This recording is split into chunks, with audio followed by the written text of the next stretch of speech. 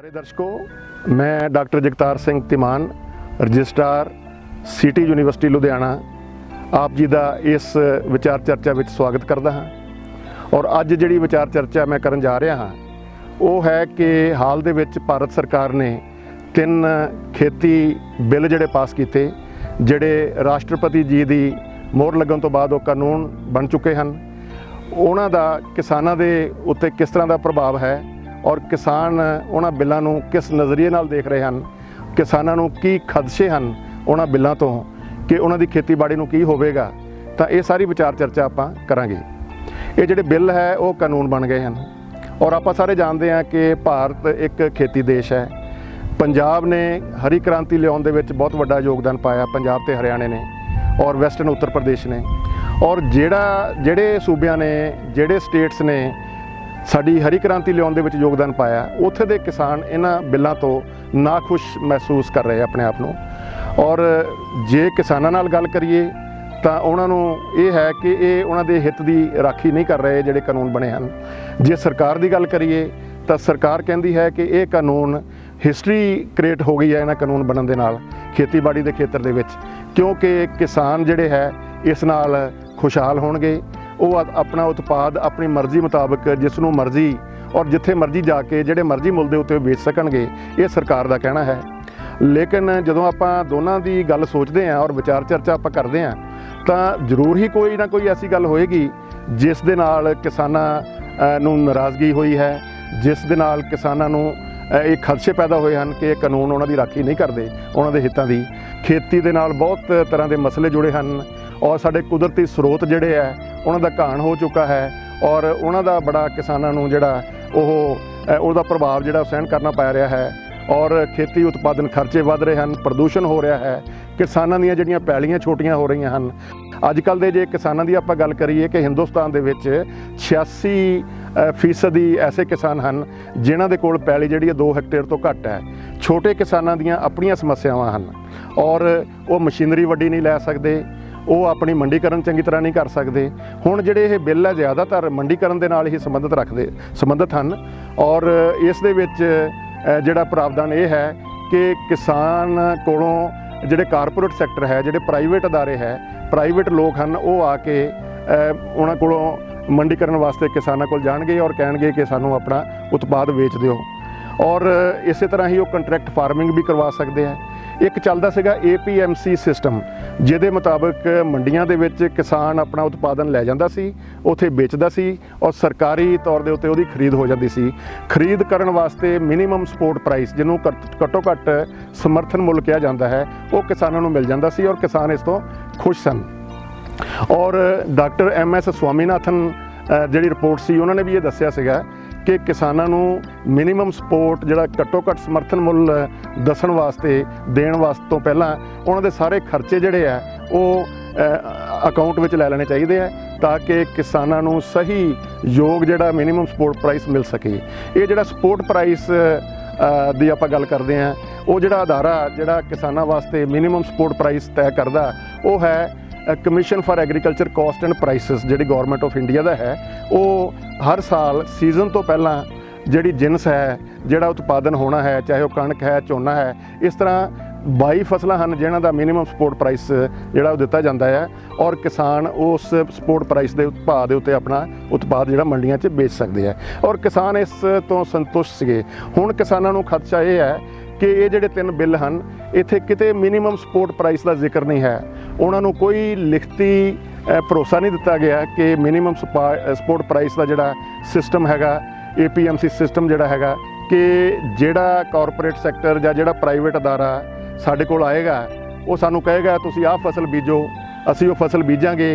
वो फसल तो बाद जिस वेले वो लैण आएगा, परचेज करन आएगा तो वो कहेगा तेरी क्वालिटी नहीं चंगी, तेरी वो जिहड़े स्टैंडर्ड नहीं मीट करदी, तो किसान लिए बड़ी मुश्किल पैदा हो जाएगी।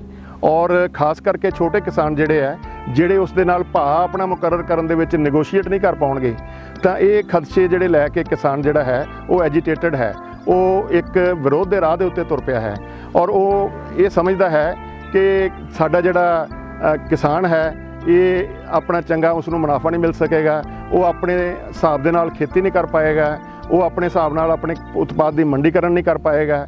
ਉਹ ਜਿਹੜਾ ਹੈਗਾ ਉਹ ਸਮਝਦਾ ਕਿ ਅਸੀਂ ਜਿਹੜਾ ਪ੍ਰਾਈਵੇਟ ਅਦਾਰੇ ਹੈਗੇ ਆ, ਸਾਡਾ ਜਿਹੜਾ ਕਾਰਪੋਰੇਟ ਸੈਕਟਰ ਹੈ, ਉਹਦੀ ਮਰਜ਼ੀ ਦੇ ਉੱਤੇ ਸਾਨੂੰ ਸਰਕਾਰ ਨੇ ਪਾ ਦਿੱਤਾ ਹੈ, ਅਸੀਂ ਤਾਂ ਗੁਲਾਮ ਬਣ ਕੇ ਰਹਿ ਗਏ ਹਾਂ। ਇਸ ਤਰ੍ਹਾਂ ਦੀਆਂ ਭਾਵਨਾਵਾਂ ਸਾਡੇ ਜਿਹੜੇ ਕਿਸਾਨ ਹੈ ਉਹ ਵਿਅਕਤ ਕਰਦੇ ਆ। ਔਰ ਗੱਲ ਵੀ ਠੀਕ ਹੈ ਕਿ ਕਿਸਾਨ ਜਿਹੜਾ ਖੁਦ ਆਪਣੀ ਪੈਦਾਵਾਰ ਕਰਦਾ ਹੈ, ਉਸ ਨੂੰ ਆਪਣੀ ਚੀਜ਼ ਵੇਚਣ ਦਾ ਅਖਤਿਆਰ ਹੋਣਾ ਚਾਹੀਦਾ ਔਰ ਉਸ ਨੂੰ ਇਹ ਤੈਅ ਕਰ ਸਕੇ ਕਿ ਮੈਂ ਆਪਣਾ ਉਤਪਾਦ ਕਿਹੜੇ ਮੁੱਲ ਤੇ ਕਿੰਨੇ ਮੇਰੇ ਖਰਚੇ ਹੋਏ ਆ, ਮੈਂ ਕਿੰਨਾ ਲਾਭ ਲੈ ਕੇ ਇਸ ਨੂੰ ਉਤਪਾਦ ਨੂੰ ਵੇਚ ਸਕਾਂ। ਇਹ ਚੀਜ਼ਾਂ ਉਹਨਾਂ ਦੇ ਕਿਸਾਨ ਦੇ ਮਨ ਦੇ ਵਿੱਚ ਹੁੰਦੀਆਂ। ਔਰ ਸਾਡੇ ਜਿਹੜੀ ਹਿੰਦੁਸਤਾਨ ਦੀ ਕਿਸਾਨੀ ਹੈ, ਇਹਦੇ ਵਿੱਚ ਅਗਰ ਆਪਾਂ ਦੇਖੀਏ ਤਾਂ ਸਾਡਾ ਜਿਹੜਾ 86% ਕਿਸਾਨ ਆ ਉਹ 2 ਹੈਕਟੇਅਰ ਤੋਂ ਘੱਟ ਰਕਬੇ ਦੇ ਮਾਲਕ ਹੈ। ਉਹਨਾਂ ਦੀਆਂ ਆਪਣੀਆਂ ਸਮੱਸਿਆਵਾਂ ਆ ਔਰ ਉਹ ਨੈਗੋਸ਼ੀਏਸ਼ਨ ਵੀ ਨਹੀਂ ਕਰ ਸਕਦਾ।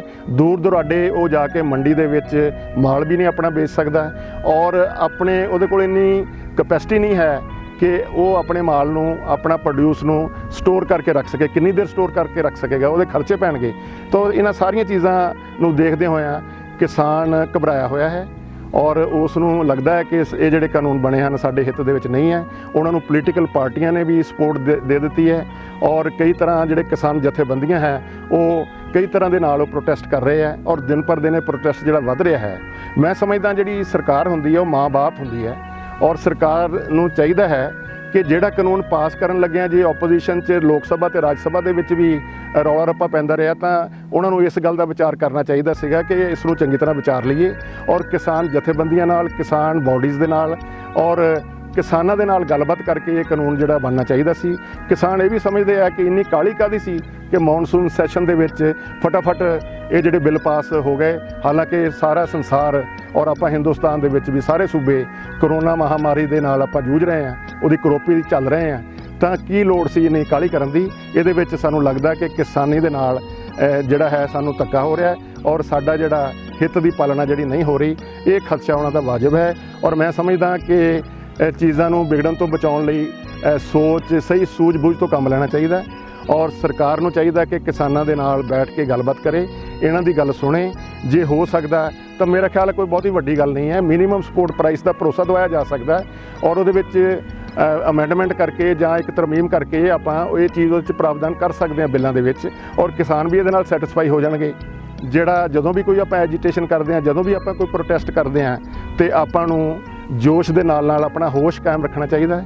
ਆਪਾਂ ਕੋਈ ਐਸਾ ਕੰਮ ਨਾ ਕਰ ਸਕੀਏ, ਕੋਈ ਐਸਾ ਕੰਮ ਨਾ ਕਰੀਏ ਜਿਹਦੇ ਨਾਲ ਸਾਡਾ ਨੁਕਸਾਨ ਹੋਵੇ, ਸਾਡੇ ਦੇਸ਼ ਦਾ ਨੁਕਸਾਨ ਹੋਵੇ, ਸਾਡੇ ਸੂਬੇ ਦਾ ਨੁਕਸਾਨ ਹੋਵੇ।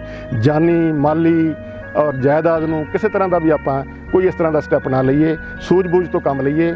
ਦੋਨੇ ਧਿਰਾਂ ਸਿਆਣਾ ਬਣ ਕੇ ਇਸ ਮਸਲੇ ਨੂੰ ਵਿਚਾਰਨ ਔਰ ਇਹਦਾ ਯੋਗ ਹੱਲ ਲੱਭਣ ਤਾਂ ਕਿ ਪੰਜਾਬ ਦੀ ਕਿਸਾਨੀ ਦਾ ਭਲਾ ਹੋ ਸਕੇ, ਸਾਡੇ ਦੇਸ਼ ਦਾ ਭਲਾ ਹੋ ਸਕੇ, ਆਪਾਂ ਵਿਕਾਸ ਦੀ ਰਾਹ ਦੇ ਉੱਤੇ ਉਸੇ ਤਰ੍ਹਾਂ ਹੀ ਚੱਲ ਸਕੀਏ।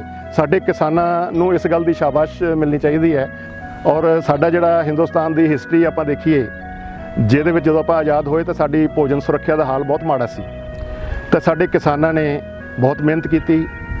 ਜਿਹੜੇ ਸਾਡੇ ਖੇਤੀ ਮਾਹਰ ਸੀਗੇ ਉਹਨਾਂ ਦੀ ਗੱਲ ਸੁਣੀ, ਸੁਧਰੇ ਬੀਜ ਵਰਤੇ, ਹੋਰ ਤਕਨੀਕਾਂ ਵਰਤੀਆਂ ਜਿਹੜੀਆਂ ਯੂਨੀਵਰਸਿਟੀਆਂ ਨੇ ਦਿੱਤੀਆਂ ਸੀਗੀਆਂ ਔਰ ਸਰਕਾਰੀ ਜਿਹੜੀਆਂ ਨੀਤੀਆਂ ਸੀਗੀਆਂ ਉਹ ਕਿਸਾਨ ਦੇ ਹਿੱਤ ਦੀਆਂ ਨੀਤੀਆਂ ਸੀਗੀਆਂ। ਔਰ ਜਦੋਂ ਵੀ ਕੋਈ ਮੁਲਕ ਤਰੱਕੀ ਕਰਦਾ ਤਾਂ ਜਿੱਥੇ ਖੇਤੀ ਪ੍ਰਧਾਨ ਦੇਸ਼ ਹੋਵੇ ਉੱਥੇ ਕਿਸਾਨ ਦੇ ਹਿੱਤਾਂ ਦੀਆਂ ਜਿਹੜੀਆਂ ਰਾਖੀ ਕਰਨ ਵਾਲੀਆਂ ਜਿਹੜੀਆਂ ਪਾਲਿਸੀਆਂ ਉਹ ਚੰਗਾ ਯੋਗਦਾਨ ਪੈਦਾ ਕਰਦੀਆਂ। ਉਹੀ ਹਿੰਦੁਸਤਾਨ ਦੇ ਵਿੱਚ ਹੋਇਆ ਸੀ। ਆਪਣੀ ਹਰੀ ਕ੍ਰਾਂਤੀ ਆਈ ਔਰ ਹਰੀ ਕ੍ਰਾਂਤੀ ਆਉਣ ਦੇ ਨਾਲ ਆਪਾਂ ਦੁਨੀਆ ਨੂੰ ਇਹ ਦੱਸ ਦਿੱਤਾ ਕਿਸਾਨਾਂ ਨੇ ਕਿ ਅਸੀਂ ਕਰ ਸਕਦੇ ਹਾਂ, ਅਸੀਂ ਆਪਣੇ ਆਪ ਨੂੰ ਭੋਜਨ ਸੁਰੱਖਿਆ ਦੇ ਆਤਮ ਨਿਰਭਰ ਬਣਵਾ ਸਕਦੇ ਹਾਂ। ਔਰ ਇਹ ਚੀਜ਼ ਹੋਈ ਤਾਂ ਮੈਂ ਸਮਝਦਾ ਕਿ ਹੁਣ ਵੀ ਉਹ ਵਕਤ ਨੂੰ ਆਪਾਂ ਨੂੰ ਜਾਣਨਾ ਚਾਹੀਦਾ ਔਰ ਕਿਸਾਨਾਂ ਦੀ ਗੱਲ ਸੁਣਨੀ ਚਾਹੀਦੀ ਹੈ। ਰਲ ਮਿਲ ਕੇ ਇਸ ਪਾਸੇ ਵਿਚਾਰ ਕਰੀਏ ਔਰ ਐਸੀਆਂ ਪਾਲਿਸੀਜ਼ ਸਾਡੀਆਂ ਹੋਂਦ ਵਿੱਚ ਆਉਣ ਜਿਹੜੀ ਕਿਸਾਨਾਂ ਦੇ ਨਾਲ ਟਕਰਾ ਲੈਣ ਵਾਲੀਆਂ ਨਾ ਹੋਣ, ਕਿਸਾਨਾਂ ਦਾ ਹਿੱਤ ਪੂਰਨ ਵਾਲੀਆਂ ਹੋਣ ਔਰ ਕਿਸਾਨ ਵੀ ਰਾਸ਼ਟਰੀ ਵਿਕਾਸ ਦੇ ਵਿੱਚ ਬਹੁਤ ਵੱਡਾ ਯੋਗਦਾਨ ਪਾ ਸਕਦੇ ਆ। ਤਾਂ ਇਹਨਾਂ ਸ਼ਬਦਾਂ ਦੇ ਨਾਲ ਮੈਂ ਪ੍ਰਮਾਤਮਾ ਅੱਗੇ ਬੇਨਤੀ ਕਰਦਾ ਕਿ ਸਾਡਾ ਜਿਹੜਾ ਕਰੋਨਾ ਦੀ ਮਹਾਮਾਰੀ ਇਸ ਤੋਂ ਨਿਜਾਤ ਮਿਲੇ ਔਰ ਹਰ ਪਾਸੇ ਜਿਹੜਾ ਸਾਨੂੰ ਸੂਝ-ਬੂਝ ਤੋਂ ਆਪਾਂ ਕੰਮ ਲਈਏ ਔਰ ਸਾਰੇ ਰਲ ਕੇ ਹੰਭਲਾ ਮਾਰੀਏ ਤੇ ਤਰੱਕੀ ਦੇ ਰਾਹ ਦੇ ਉੱਤੇ ਚੱਲੀਏ ਔਰ ਇਹ ਸਮੱਸਿਆ ਵੀ ਜਿਹੜੀ ਹੱਲ ਹੋ ਜਾਏਗੀ। ਇਹ ਬਿੱਲ ਜਿਹੜੇ ਆ ਇਹ ਵੀ ਕਿਸਾਨਾਂ ਦੇ ਹਿੱਤ ਦੇ ਬਿੱਲ ਬਣ ਸਕਦੇ ਆ। ਬਹੁਤ ਬਹੁਤ ਧੰਨਵਾਦ।